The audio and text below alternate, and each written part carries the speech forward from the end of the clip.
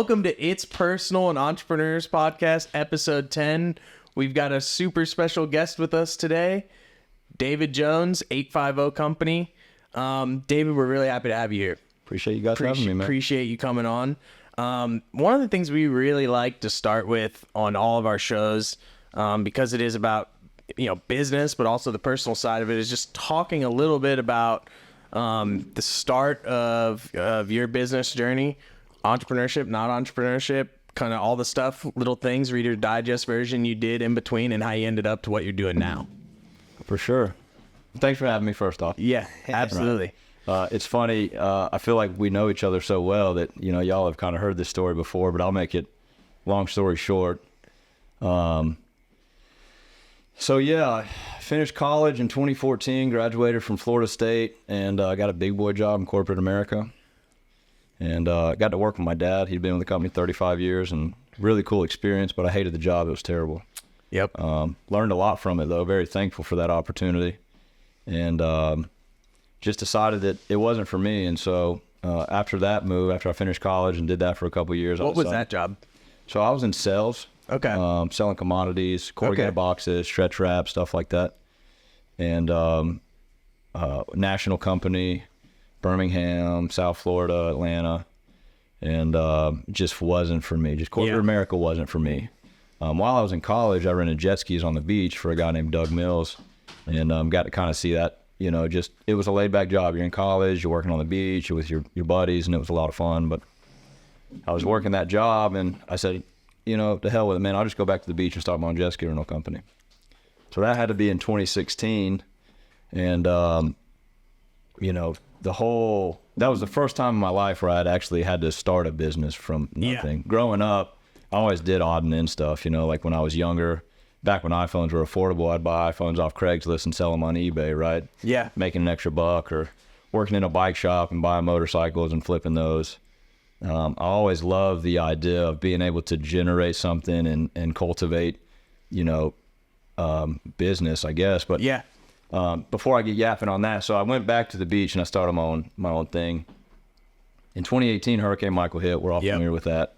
And I found out real quick that I needed to find a new profession. And so in that meantime, that was October 10th, 2018. Yep.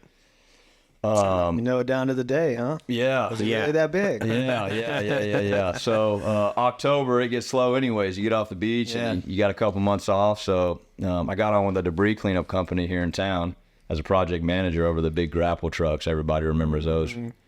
Had you really done anything like that at that point? No, so that's the funny thing is, I was just a kid on the beach, long hair. Because now when I think David Jones, manual labor and owning manual labor companies comes to mind, but that wasn't what you were really doing back then, was it? Yeah, so, the jet ski's manual labor, but when you envision that for the face value of it, you're hanging out on the beach. Yeah, right? like a beach bum. Yeah, right. Suit on with no shirt. Yeah, I was an ocean lifeguard growing up, so I get it, yeah. I'm living with two buddies, life's good, you don't really have the worries of, a marriage or kids or really any idea about what life is. Yeah. Health insurance and all this stuff when you're young. But, so I got on with that company, and at the time I had a buddy that worked for another one, and we kind of saw the writing on the wall with the numbers it was doing. And so he convinced me to go get some roll-off dumpsters. And I didn't want to do it at first. I was kind of scared about it, right? Because it's a new thing. Yeah. And I didn't have a lot of much. I didn't have that much free money. You're kind of paycheck to paycheck, and so finally he convinced me. So we drove to Louisiana overnight, got some dumpsters, and at that time with the hurricane, you're just rocking and rolling. Everyone needed a dumpster. You couldn't get them fast enough. So a week after that, we went and doubled it and bought another set and some more cans. And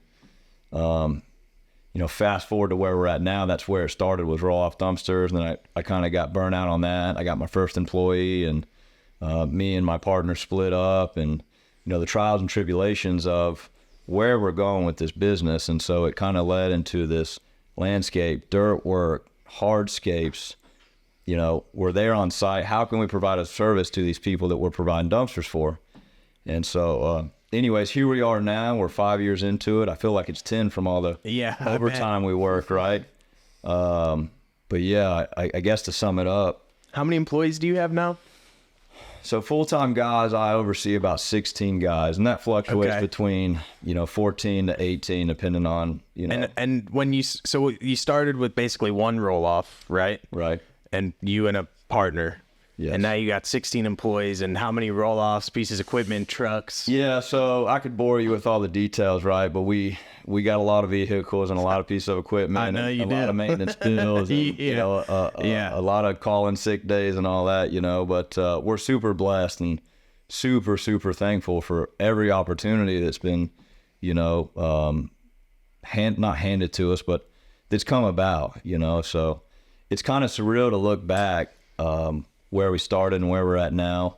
And the journey's just been a really, really fun one. Yeah, it's a really, really cool story because it's got all the elements. If you talk to enough people who have owned a business, it's got all those same elements in it.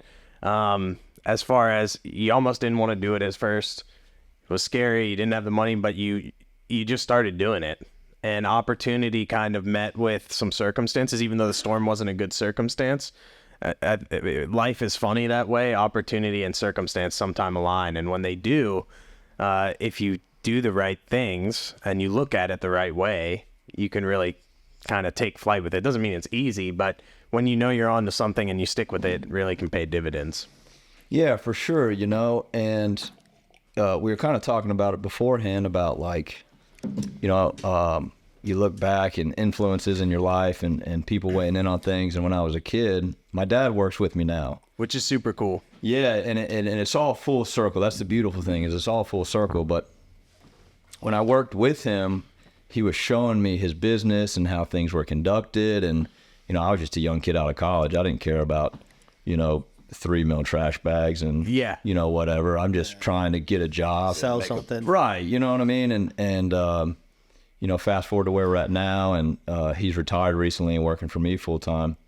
But when I was young, he would always say things, that I thought at the time, you don't know what meant you're talking nothing. about. Yeah, you're just a kid. You think you know it all. We all can relate to that. But, to your point, you just put legs on it and make it happen. Right? Yeah. And kind of form it up as you go. Right. Whether you win, lose, or draw, what'd you take away from it? Yeah, when I always say fall forward, who cares? If you fall forward, if it didn't work out, at least you can, try again, give it another shot, learn from it, and maybe pivot however you feel necessary, but you won't know unless you fall.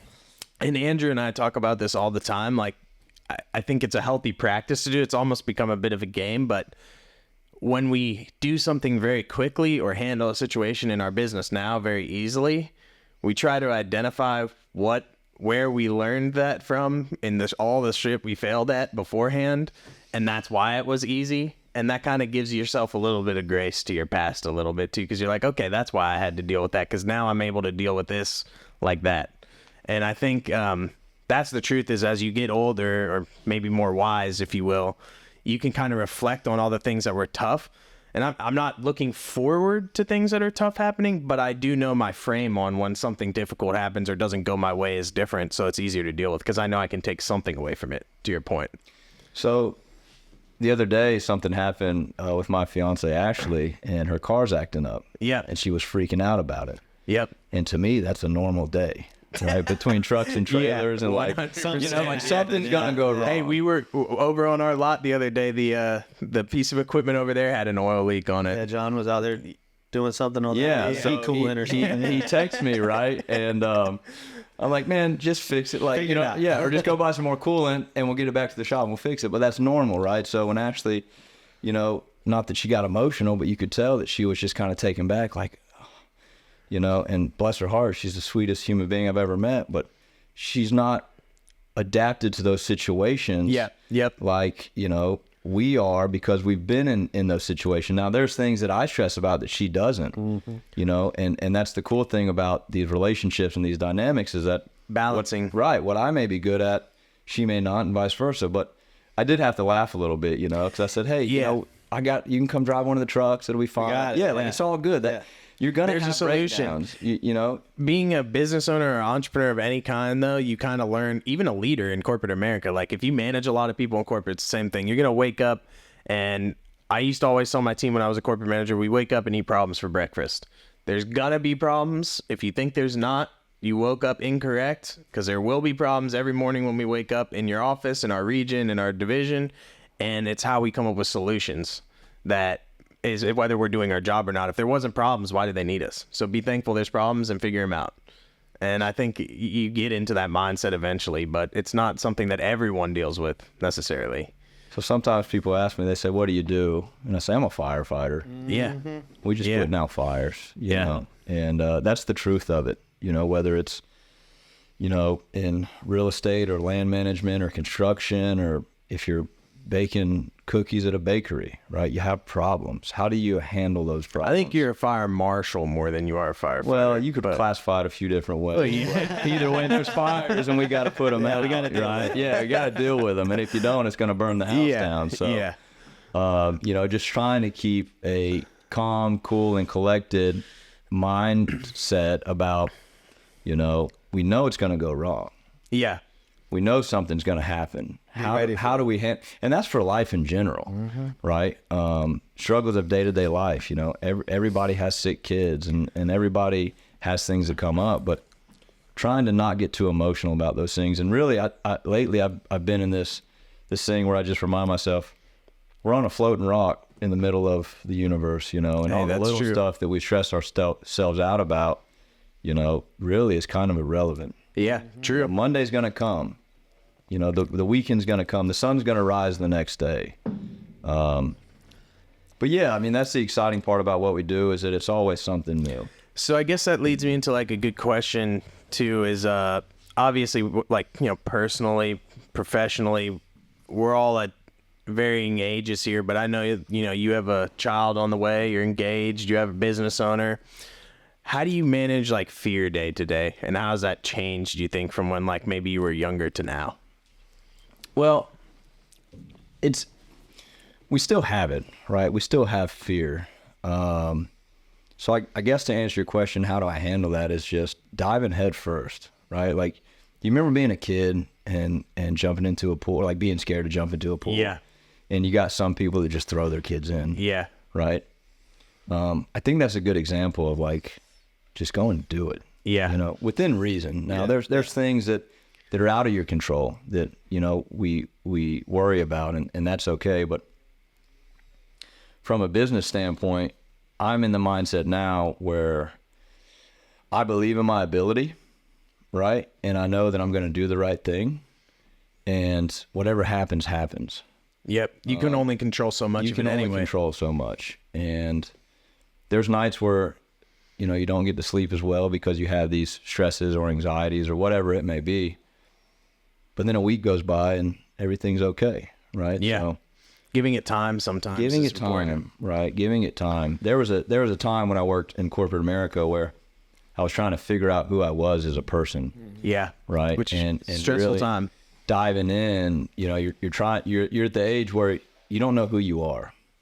You know, you go from a carefree college kid, you know, to taxes and just all the stuff of adulthood. And you start thinking about kind of like the long term of what is the mark that I'm going to leave, and how am I going to leave it, and does it mean something, and all those kind of questions too. For sure.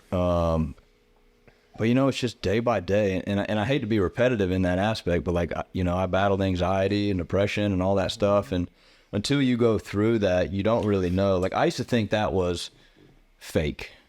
Somebody said, Yeah. oh, I have depression. And I think, oh, you're just in a bad mood, right? And then you go through it and you think, wow, It really affects you in a different way than what you thought of it was beforehand. Yeah, I agree.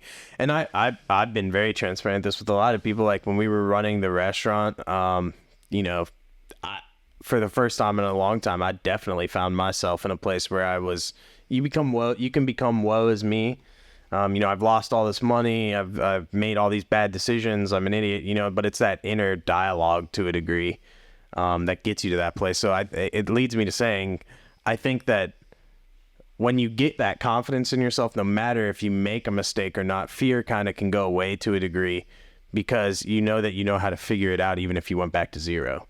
Like if I went back to zero today, I still know that the tools I have, that I've learned, the people I have around me, I won't be there for long. Experiences, just like we were talking about that right before we started. You know, from what we've been through to this point, tomorrow everything falls off, the office Yeah. burns down. I'm not afraid of What do zero you do? because I know I can figure it out. Yeah. So I think we've all had this conversation in some degree of like, what would you rather have? Would you rather go back 10 years and know what you know now, or fast forward 10 years and have $10 million? Yeah. Or whatever that number is, right? Because we're all, what it boils down to is we're all trying to grow these businesses, make money, buy our time. We all want free time. I think that's what it boils down to. Yeah. Yeah. But if you ask that question, I think most people would say, let me go back in time 10 years. Yeah. Knowing what I know now and being able to do something, maybe not so much different, but approach the situation in a different 100%. way. Yeah. And, you know, that kind of leads to the time versus money thing where, for me in the past, I don't know, 2 years, time is so important. Mm-hmm. Time is so important. Well, it's a, you know, there was one day, I would say this was probably like a year ago or something, and we were sitting in this conference room back here, and I was just having like a very beat down day. Lots of deals fell apart. Lots of things we've been working on for a long time fell apart. You know, I just recently paid to get out of my lease at the restaurant, so money out, money not coming in, having some struggles. And anyway, long story short, I was being the negative Nancy in the room, and one of the things that our business coach said, and I think about this on a regular basis, as cheesy as it sounds, is, you know, how excited would you be if I offered you $10 million? You know, would you be excited? And I was like, well, yeah, I'd be super excited. He's like, how excited would you be if I told you if I gave it to you, you would die tomorrow? And I was like, nah, I don't want it then. You know, like, obviously I want to wake up and be alive tomorrow. He's like, so dude, you already have something worth more than $10 million. Just get over Analogy. it. Just get over it. It's a great analogy. Yeah. Right. And I think about that all the time. It seems like kind of a common sense thing, but it's like, man, I'm just alive. Like, I'm got people, good people that I'm around. That should be enough. And if you can, happiness is really like, I think, in here and in here. And sometimes it takes having a lot and losing it, or not having a lot, or going through different things to realize that none of those things will ever satisfy that. Those are subsets of happiness. And I think that's part of getting older, is realizing, you know, you're in control of that, but no material thing, business or other, is going to do it. And when you get to a point too, where, at least for me, businesses are a way of interacting and connecting with people and serving other people. And when you really start realizing that, I think your business does a lot better too, when it doesn't become so self-serving. For sure. Absolutely. And that's what it boils down to, really, you know. This idea of starting a business, which, you know, is what we're talking about in this, is to make money. But soon you get to a point where, you know, you hear when you're a kid, more money, more problems. And I thought when I was a kid, No way. that's not true. We take all the money, right? Money, I'm And you going to the get Bahamas. 8 work trucks and 10 pieces of equipment, and you got breakdowns, and it all, you sit back and you say, maybe they were right. It Right. even translates to personal relationships to a degree too sometimes, because it's not that people mean wrong, but when you have more, sometimes people want more from you. Yeah. Even people close to you. So it just, money changes things, Oh, 100%. you know, and it changes how you handle situations and people, and what people will ask you for, and how you carry yourself may bother some people and things like that. So it's just, it's a whole different way of living that you have to navigate it when you start accumulating some things. Not in a bad way, but it's definitely, it's different. It is very valid. It's funny because that makes me think of a video I was watching the other day. A set of parents, they won $20 million in the lottery. $20 million. You know, obviously that's life-changing, generationally life-changing. They didn't tell anyone. No. They Yeah. didn't tell their parent. These are grown-ups. They didn't tell their parents. They didn't tell their kids. They had 14-year-old kid, 2 14 and 15-year-old kids, they were saying. They didn't tell them. They said, because we don't want our babies to be lottery babies. When they're adults and have figured out where they're going to go in life, sure, we'll tell them. We'll help them out. Yeah. We'll help them out. We'll give them the benefit of this later in life. But right now, that's not the point. Right now, they need to figure out life. And You know, $20 million. They could have just gave both of those kids $3 million a piece and said, go, you're set. But instead, they said, it's a secret. It's in a bank account hidden. We're not going to tell anybody. And They felt good about that. Yeah. And I think that's true. I mean, Something I way undervalued growing up is, my grandfather and my dad were pretty successful, but they lived super humble about it. humbly and conservatively, like to the point where, and I've told this story, Andrew's heard me tell the story before, my grandpa would wear like bleached and like shirts into their like super nice office and be like, why are you wearing that? He'd be like, it's 80% good. And he's like, just sold a tech company for like, whatever. And I'm like, that makes no sense to me. Like, he's got like a sticker on his Acura from like '08, like blocking a blinking light so he doesn't have to look at it. I'm like, dude, just like get it fixed, But he's like, that light doesn't matter. Just put a sticker over it. But nowadays, like, that's what I want to be. I want to be the guy who has it no one knows. I want to be humble and do good things for other people, and I just way undervalued that, I guess, to a degree too. I didn't get it back then, but there is something to that, I think. Yeah, business, money, time, all this, it's all just the next thing, you know what I mean? Like, we're all in the pursuit of happiness. Yeah. Whatever that means. And everybody's different. We all go through different stages of life, but I think to like track back to what you were saying about like fear and business and all that, we're all just trying to figure it out. We all have fears. We all have concerns. We all have problems. But one thing that's always stayed true to me is like, that's what I enjoy, right? Is the business. Yeah. Cultivating relationships. Same. Doing something new, learning something new. I'm on this kick now where I'm trying to learn Spanish. Right. Really? Yeah, I'm trying to learn Spanish. Make your job sites more efficient. Yeah, so I've got some Hispanic guys that speak very good English, very fluent, but something about being able to connect with them in Spanish, that's pretty cool. It's not that you gain a new level of respect, but you gain a new level of respect, right? Because you're trying to learn their culture. Well, and they learned how to speak English good. Right, Why not make the effort to try to speak Spanish? Yeah. But, always trying to learn something new and grow, whether it's, like I said, a new business or a new language or a new hobby or whatever. But yeah, man, you gotta continue to do something. I think when you get stagnant is when you really start to run into issues. If you could go back to when you were first starting, let's call it the jet skis, like, because that was the first business you kind of started, right? Ground up, like full blown business, like, and talk to that, David, or even just any entrepreneur like that wants to be an entrepreneur, young or starting out. Like, what's the like 2 or 3 bullet points of advice that sounded like bullshit to you then that you just wish you had believed were true? Y'all are gonna laugh at this. This is so corny. Okay. Follow your heart. Yeah. Right. Whatever that means to you, follow your heart. Deep down, we know as people, I think most people, It's inner voice. what's right and what's wrong. What do I need to do to be happy? Take the money out of it. Take all that out of it. Where do I want to be right now? Okay. That's the number one point. And it took me a long time to realize that, but that'd be your number one thing. Number 2 is do what you say you're going to do. Right? People don't expect you to, end world hunger, but they do expect you to be there if you say you're going to be there. Right? So that's 2. Follow your heart. Do what you say you're going to do. Yeah, that I agree. Yeah.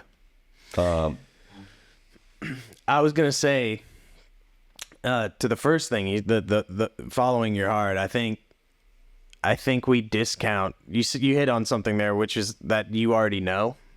And I think that's true for a lot of pieces of our life. Like, if I sit around and I'm tired all the time and I feel like, I'm just using this as an example, I'm overweight. Well, are you eating better? Are you working out?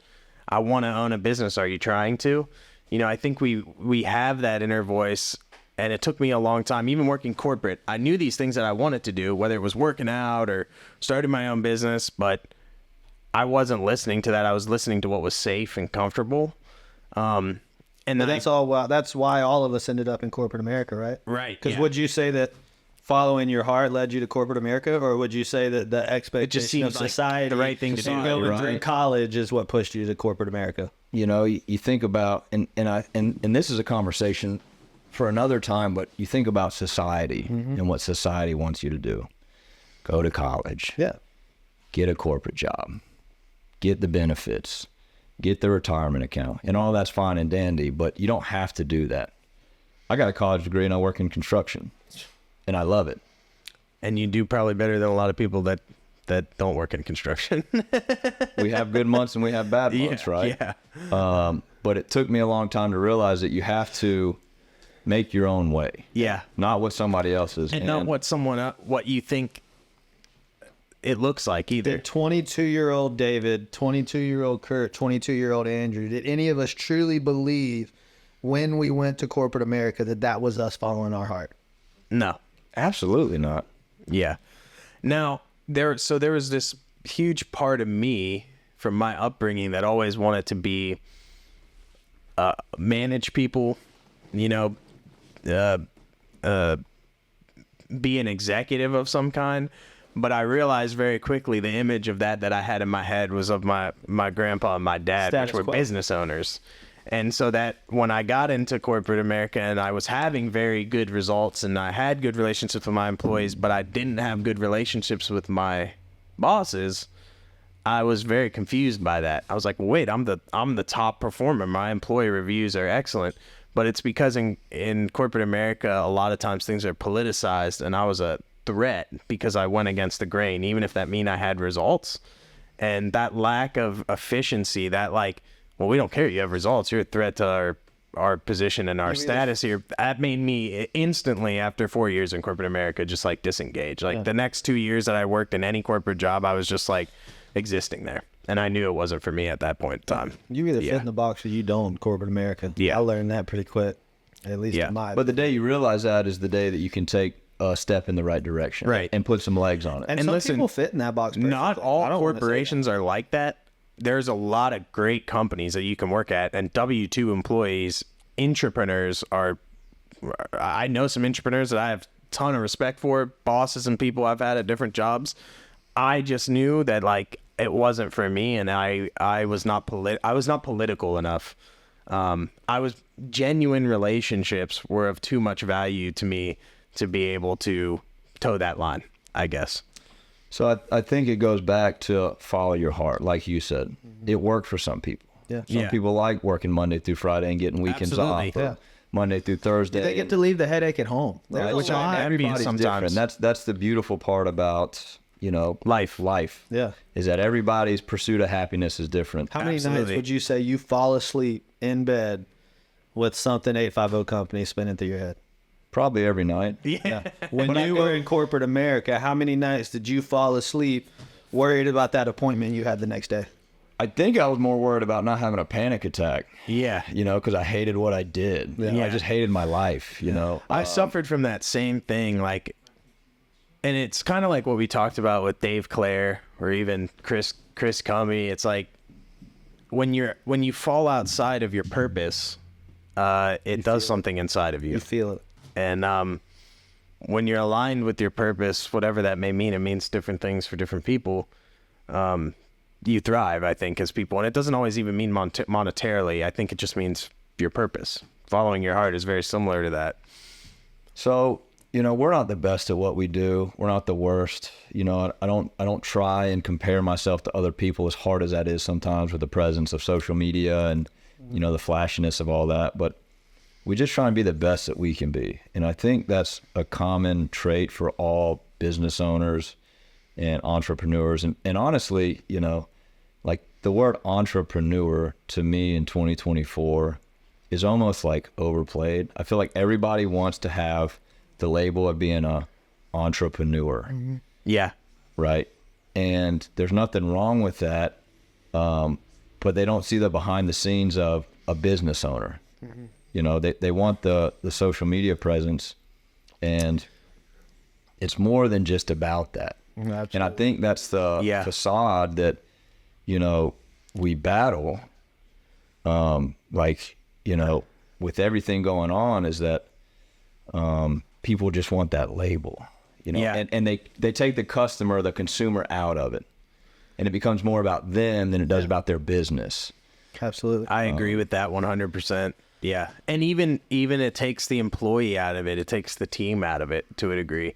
Like no successful entrepreneur that's on social media, like blasting out, I did this and closed this and did all this and that, doesn't have people helping them. I just wish that people would be more transparent transparent about their trials and tribulations. How did you get to the success that's So on your like, social you media? know, I've got buddies that, you know, and I don't want to sound like I'm taking credit for it, but guys that worked good jobs. And, you know, I've been doing my own businesses for, I don't know, 7 years now, 8 years. You know, I've been doing my own stuff since I was a kid, but they would always ask, how did you get started? What did you do? Right. And not to just keep hammering, but just put legs on it. I would say, hey, look, worst case scenario. This is what happens. Worst case scenario, you're a good person. You have good work ethic. You know a little bit about a few things. If it fails, go back to the job you worked or go back similar to it, right? But you got to start. Mm-hmm. It's an age-old exercise, which is write down. So they say psychologically acknowledging things takes fear away from it. So they actually tell people to write down when you want to do something new in your business, start a business, anything that you should just go through and write down the absolute worst thing that could happen. Like, what would it do to your finances? What would it do to your relationships? Like, what do you picture if all this stuff I'm anxious about, worrying about went wrong? I'm just going to put it all out there, detail it, and then, you know, give it a day or two, read it. And you'll realize, like, man, I'm like, wait, it probably wouldn't be that bad. You know, that's pretty over embellished. And then you're like, and if that did happen, I could do X, X, and X. And then you're kind of like, well, that's not that bad. You know, I could do that. And I've literally done that for a lot of things that I start doing. Because once you've acknowledged it and you know what the contingency plan is, even though you don't want to exercise it, there's not much to be afraid of. You know, hey, that could happen. So, you know, that's what I tell these guys, that, like, you know, just try it, dude. Yeah, there's going to be hard times for sure. But you're not going to know unless you try it, right? So, like, we just started a window tint company. Where did I get that idea? There was an opportunity I had a couple years ago to buy into one, and I didn't have the capital. I regret it. I had some childhood friends move back into town. We got chit-chatting about it. I said, hey, man, let's get it going, right? The fear of it not being a thing was definitely a thought that I had. Yeah. But if it fails, it fails. Yeah. And now that idea that shoulda, coulda, woulda, that's gone. I learned that it wasn't a thing, that I couldn't do this, right? Trials and tribulations, you got to try it. Just put legs on it. Pursuit of happiness, follow your heart. The third thing I was going to say is don't be scared of change. Don't be scared of change. And that's, you know, I think this whole conversation is more than just about business, but life. But they all tie in together, is that change is not always a bad thing. I agree with that. Step out of your comfort zone. It's not always easy, but it's not always bad. Step out of your comfort zone. You look at anybody that's, you know, ever done something, you know, and I hate to be cliche, but everybody knows the name. Elon Musk, Jeff Bezos, right? Jeff Bezos was selling books. Literally. Dave Portnoy. I mean, some of these, all these right, guys. like back in what, the early 90s, late his business 90s? sign was made with spray paint. You know, and Yeah. look at what it turned into. We all use Amazon. Well, I think back all the time to, and we were talking about this earlier today, actually, and yesterday afternoon too, like how many businesses that people start. And I'm even me with all my stuff that I've started that's worked, that hasn't worked, where I'm at now, the wisdom I have that I didn't used to have. I'll even look at sometimes I fall victim to it. Somebody starts, I'm like, man, that's stupid, man. Like, what is that? And then, like, you know, a year later, I really see how they had thought it through differently and how it's working. And I'm like, man, that's super smart, you know? And it's like, there's how many businesses, even like Netflix, Amazon, all these big businesses, when they started, people were like, that is dumb. Like, that is a really bad idea. We were too busy going to Redbox at the gas station parking lot when Netflix was preparing. And to take over. Blockbuster, like, laughed them out of the room, right? And so, so even an idea that other people don't understand. And I'm not saying go just start anything and be haphazard, but I think you really got to learn when you want to do something different or start something, you got to be able to block out kind of like the naysayers at the same time. I think that's something I've learned too, is you got to filter yourself because you don't want to do stuff that's just completely stupid. But if you really believe in something and see where it could go, sometimes you just have to be the only person that believes in it too, which is difficult at times. It is, but I think it all boils back to like your circle, right? Surround yourself with good people. You know, we were talking about our folks and everything, and when we were kids, our folks would tell us stuff. You know, I told y'all my dad would always tell me, if you sleep with dogs, you're going to wake up with fleas. What do you mean? Surround yourself with good people, right? But you look at the face value and the Jeff Bezos thing, that's an outlier, right? Like that's a 0.0001. But, you know, I think about our business. We didn't reinvent the wheel in construction, the stuff that we do. People have been laying brick pavers since the Romans, right? But providing a service to people, providing value, it's got to be mutually beneficial. Yeah, we got to make a couple bucks to operate. But what do we provide to the consumer? So in y'all's scenario, y'all got projects that y'all have included us on. Y'all could probably find it cheaper. Y'all could probably find it more expensive, right? Time. You know, we get to it in a timely manner. It's done professionally. There's value in that. There's communication. And that goes for y'all's customers. And that goes for your customers, right? So yeah, like I said, just if you say you're going to do something, do something. What would you say, so to go back to your point, obviously, you know, land moving, landscaping, hardscaping, it's not that it hasn't ever been done before. What is it that you feel like you guys do differently consistently that has really helped you build your business? Show up. So simple. Yeah. Like, you know, as I'm sitting here thinking about, like, how do I answer that? What's the social media answer? Like, I feel like people sometimes look for the secret. Yeah. Right. Yeah. And you see these gurus online and these courses and you know, I've got guys that I consider mentors, right? But people want to get rich quick. Yeah. And there's really no secret other than just show up. Be truthful, be loyal. Even if you don't know 100% what you're doing, figure it out. But you got to be there to do that, right? And so, again, I never want to compare myself to competition. Never once. And there's times that we're all guilty of that. You don't want to make it about what they don't do. You got to make it about what you do. And your consumer has to recognize that without you telling them. Without being the person that says, well, them and this. Right. Because then you're just a point. So you take our hardscape business, right? And not to toot my own horn, we're ICPI certified. What does that mean? Bricks, masonry, certified, nationally recognized, whatever. There's a lot of people that are. What other qualifications do we have? Okay, we're the only certified Belgard installer from Pensacola to Tallahassee. What does that mean? Okay, well, Belgard's a vendor that supplies brick pavers. There's all sorts of different companies. Those certifications do hold some sort of weight. Yeah. But you can't go around and put that in your customer's face and say, hey, this is what we do. Yeah. Right. We're qualified and they're not. You can't do that. Just be true It's to off-putting, yeah. It's off-putting. Just be true to who you are. Provide value to your customers. Continue to show up.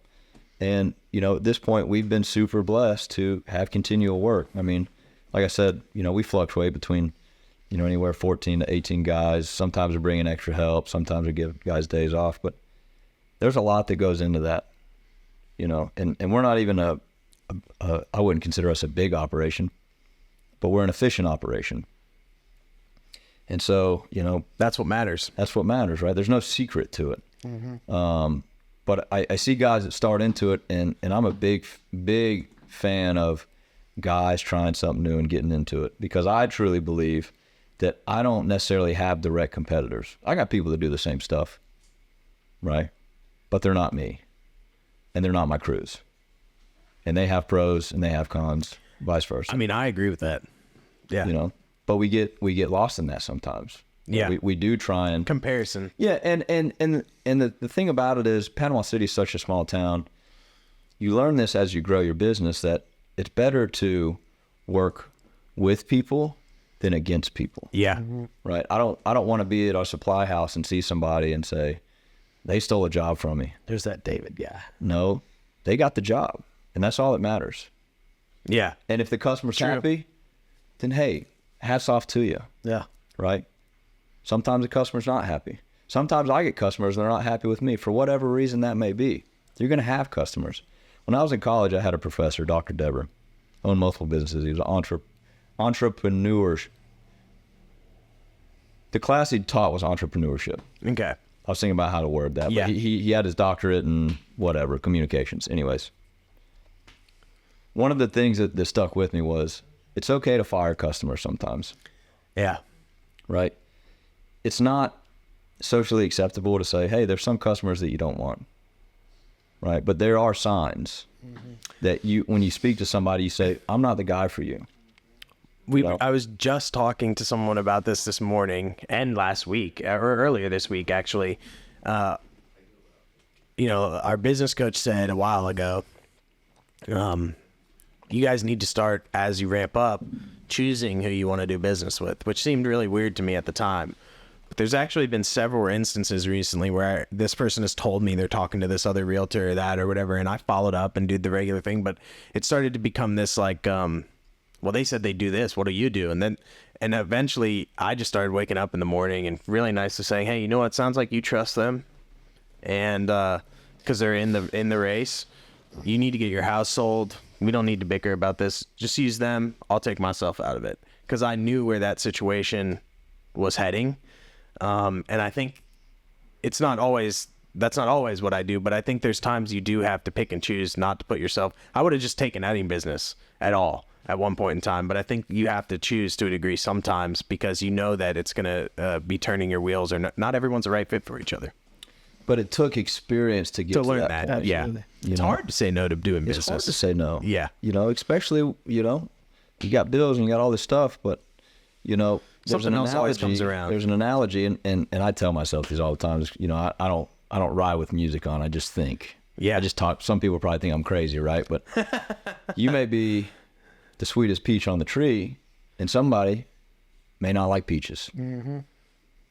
You can't be everything. Hey, that's true. You can't be everything for everybody, and I love that. That's hard to realize sometimes because, between trying to make payroll and make sure that guys are, working and equipment's not sitting around, you worry about, okay, well, we're a month out or we're 2 months out or we're 2 weeks out. You gotta always, have something going on instead of trying to, reach for everything. Sometimes it's okay to say no. Sometimes it's okay to fire a customer. Yep. And you shouldn't feel bad for that. I've had to work on lately not being so emotional, right? In any aspect of business. Because you do start the to way take that it you personal. read a text from somebody, right? Yeah. You can misinterpret that in a lot of ways. But those are things that as time goes on, you realize how to handle it, right? But yeah, man, I mean, there's no secret to what we do. There's no secret to it. Now, I will say this: you got to have the right tools, right? You got to have the right tools. Got to have the right equipment. Got to have the right equipment. There was a lot of days where I would try and save $1 by not buying something or doing something, and now just get it done. Let's just get what we need. Mm-hmm. Just get it done, because go buy it, fix it. We're gonna be back in 2 weeks, or we're gonna be back in a month, or we're gonna be back in a year. Just do it right the first time and be done with it. That's something my dad used to say all the time. I think it came from running businesses and manufacturing facilities and stuff like that, but it translated to everything personally. Like, even when I think the first thing broke on my car and I didn't want to go pay for it, he's like, I don't care if it takes every dollar you got, you better go fix it the way it needs to be fixed. Otherwise you're going to be dealing with it for months, years, I've got a buddy, shout out Sean Little, Sean. Oh yeah. Sean would ask me, I've got my mechanic, and he's fantastic, man. Any of my personal stuff, like, any of my toys or whatever, like, he don't touch it. He'll get to it when he can get to it. But my work trucks, He'll jump. he knows that I got to operate. I can't operate without him. He'll get them done. Sean Little, my buddy, he would call me. He's like, hey, man, how do you get him to work on your stuff so fast? Right? I said, what do you mean? He's like, anytime you go up there, he gets it done like that, And I'm like, dude, you gotta support these guys, right? Just get it done. Adam, just get it done. He would try and save money with tires online and this and that. I'll bring you this. Right. Yeah. Stepping over dollars to pick up pennies. And yeah, that's a good point. Yeah. you know what I mean? And if you need a new set of tires, go get a new set of tires from people that know what to do. are in your community. Yeah. Right. And, anyways, now Sean goes to him or whatever, but makes sense. But it took me a long time to realize that. And at one point I was Sean trying to save a penny. Mm-hmm. But you lost a penny the next day because Right. It's just time, right? Because my truck's out for 3 days, and it's just a snowball effect of issues. You know what I mean? So, yeah, man, invest in yourself, invest in your company, invest in your guys. Yeah, I think it's it's really easy to fall into a pit of trying to control every little thing as business owners too, like cost and you have to control it. But when you get really stuck on the minutia, that's what you end up losing is time and efficiency. And we obviously the restaurant didn't turn out the way it wanted to, but something we would say all the time is, this is out of stock or that food wise, or you got to order from here and it's twice as expensive. But in the end, we were just like, well, we should just focus on selling more bowls today and tomorrow and this week and next week, because we can't change that, right? But what I can change is how many bowls I sell. And I think that's the same for like, any business really is if you're doing revenue and you're controlling what you can control, then you can roll with those punches a little bit better anyway. You just got to go get it done. So we could get into the nitty gritty of P&Ls and cash flow and all that stuff, right? But every business is different. And, you got to figure out what works for you. Yeah, exactly. You got to figure out what works for you. So, yeah, man, it's a unique thing. Business is a lot of fun. There's days that I lay awake and I think, let me just go be a project manager for somebody. Yeah. Right? Yeah. You'd hate it though. I'd hate it. I was a terrible employee. Yeah. Hey man, we need you here at 5:30. There was one time I worked for the debris cleanup company and we had safety meetings. I don't remember. It was Tuesdays or whatever, let's just say.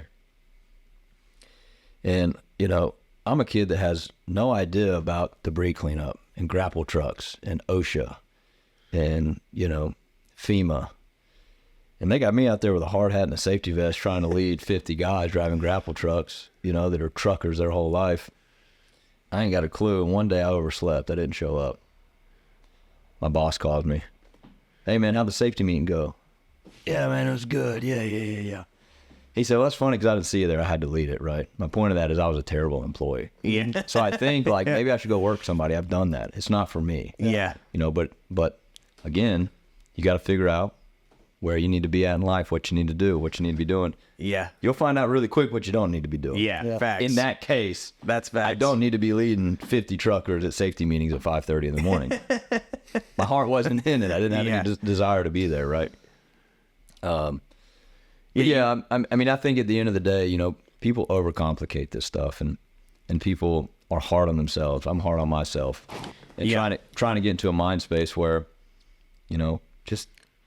just be yourself, just be yourself and enjoy the steps and enjoy the process, enjoy the climb.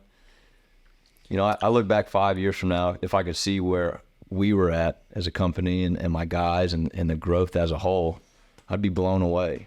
100%. Yeah. Sometimes you have to take that step back to look at where you're at from a high level. We get jaded. Right? Yeah. We get jaded. And it's all about perspective. And it's all relative, too. But, yeah, just show up. Do a good job. Say what you, do what you say you're going to do. Don't be scared of change. It's the simple stuff. It really is. And it sounds so corny for me hearing myself talk. But not a lot of people are doing it. And I can tell you that just from us being on the side of construction where we're hiring a lot of the subs and the vendors and dealing with the managing our own stuff, not a lot of people, we've boiled it down to those who do. I mean, I guess I would put it that way. So the people we're still working with, the people who are working on these new builds with us, they're all the people that over the course of renovating homes, we eliminated who we did and didn't want to work with. Right. They care. And they're all the people who did the simple things. They cared enough to actually be willing to have regular conversations with us, to follow up, to show up on time, to give us fair pricing and know we weren't going to bicker on it if it was already fair, all that good stuff. So shout out to 850 company being the first subcontractor on the job. Yeah, right. My man. Yeah, and the fastest so far too. Job's done. Job's done. We're moving. Let's do the $1 million question. So yes, let me wrap up with this question. And you've kind of already answered it to a degree, but I'm sure there's a variation in there somewhere. Is we always ask everybody this question, whether it's personal or professional. I call it kind of the legacy question. So, not to be morbid, but if you were gone tomorrow, what is the one piece of advice, personal or professional, or a kind of a roundabout piece of advice that you would want to leave with people that you've learned up to this stage in your life that you think you wish you could have heard or is impactful for someone else to hear at this stage? So I think I've covered my bases there, but just to reiterate that, and I'll try and think of something on the fly, but don't eat lunch at gas stations. Right? No, on a real note, That's a fact. on a real note, It'll like be a hard afternoon. Yeah, especially if they didn't drop one at the job site. So. again, we've kind of made this conversation about it, but follow your own pursuit of happiness. Yeah. Don't be influenced by, outside voices or social media. Do what's right for you, in whatever that, whether it's business or life. Do what's right for you. Even if society tells you it's not. Even if society or people or even Social friends media. tell you, hey man, that's crazy. If that's what you want to do it. In that everyone has that internal voice that tells them, This is what is right or wrong for them. I think people just need that one. You think about, like, if you're driving down the road in the morning, and a random person walking waves at you, what that does for you. It lights you up. Oh man, that was nice. Mm-hmm. That little act of kindness. Yeah. You see somebody, hey, good to see you. Just the little things. Just, if you're on this goal or you're on this path and somebody says, hey man, I wouldn't do that. Okay, well, all you need is that one, just that one person. Hey man, you can do it. So follow your pursuit of happiness. That's what I would say. And try not to eat lunch at gas stations every day. Yeah. Actually gets on to me a lot. I drink too many energy drinks and gas station food and all that, I can probably do a better job. Hey, this Dodge is chicken. Working on the. We got these water They got some good stuff right here. I got the iPods in the truck. Yeah, you got some chicken crispitos. Yeah, that's right. So Working in like regional sales forever in the car, and then real estate, man. We talk about that all the time. You just pop in here and eat one of those crusty sandwiches from a corner box, man. I got to work on it, man. That's my worst trait. You know what I mean? That's my worst. Yeah. Yeah. So, anyways. Well, listen, man, I really, really can't stress enough how much we appreciate you taking the time to come on, and also the business relationship that we have and we plan to continue having with you. And we really value you as a person and a partner in our business too. Yeah, absolutely. And that's episode 10 of It's Personal and Entrepreneurs podcast. Tune in for episode 11. We got Arlen from Destined Dreamers. That's one you definitely won't want to miss. Thanks, guys. David Jones, A50 Company. My man. Appreciate you. Yes, sir. Thank y'all.